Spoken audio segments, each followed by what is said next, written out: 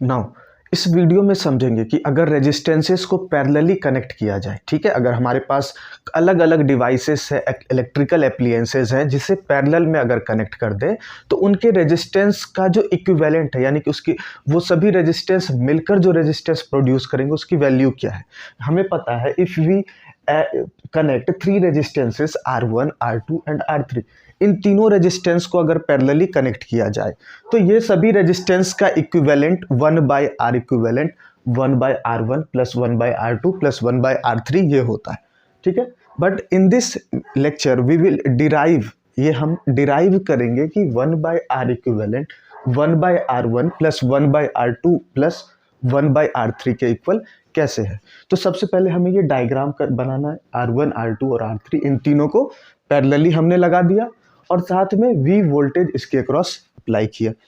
तो इसके लिए फर्स्ट स्टेटमेंट होगा, let us assume three resistances R1, R2 and R3, ठीक है, R3 connected in parallel with voltage V, यानी कि इन तीनों रेजिस्टेंस को एज्यूम किया, R1, R2, R3 है और V वोल्टेज के साथ हमने इसे कनेक्ट कर दिया। नाउ अब समझने वाली बात है, इस चीज़ को ध्यान से समझना।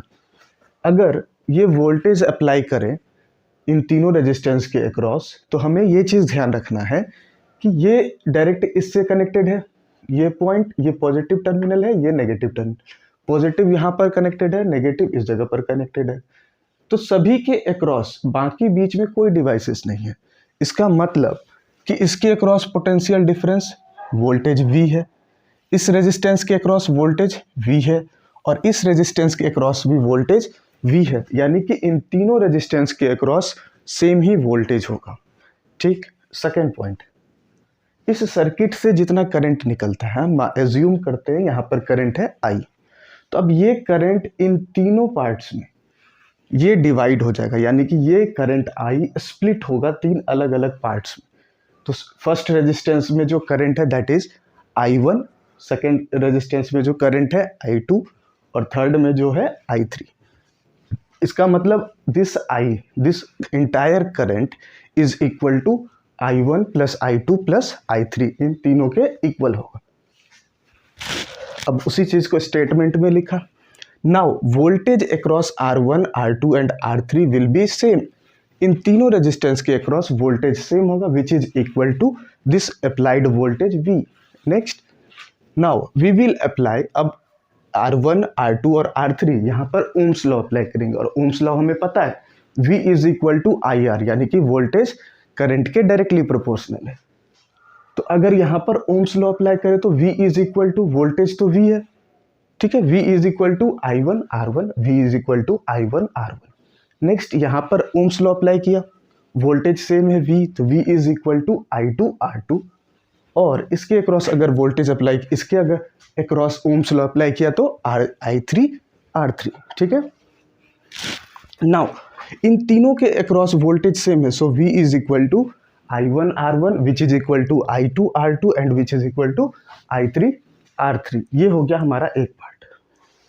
यहाँ से अगर I1, I2 और I3 की वैल्यू कैलकुलेट करें तो इस इक्वेशन में I1 is equal to V upon R1, यहाँ पर I2 is equal to V upon R2 और I3 is equal to V upon R3। ये हमने I1, I2 और I3 की वैल्यूज कैलकुलेट कर ली। अब हमें पहले से पता है क्या कि ये जो करंट है वो I1, I2, I3 के इक्वल है, means I is equal to I1 plus I2 plus I3। अब इससे ही क्या लिखा जा सकता है, I is equal to V by R1 plus V by R2 plus V by R3 and इस सभी में V कॉमन आ जाएगा, then V into I1 by R1 plus 1 by R2 plus 1 by R3। ये हमारे पास एक इक्वेशन है, I is equal to V into 1 by R1 plus 1 by R2 plus 1 by R3। This is equation 1। Now अब हमें चाहिए R equivalent. इस R equivalent का, यानी कि इन तीनों रेजिस्टेंस को मिलाकर जो इम्पैक्ट होगा पूरे सर्किट पर, उसके जगह पर हमने एक रेजिस्टेंस एज्यूम किया, that is R equivalent. Now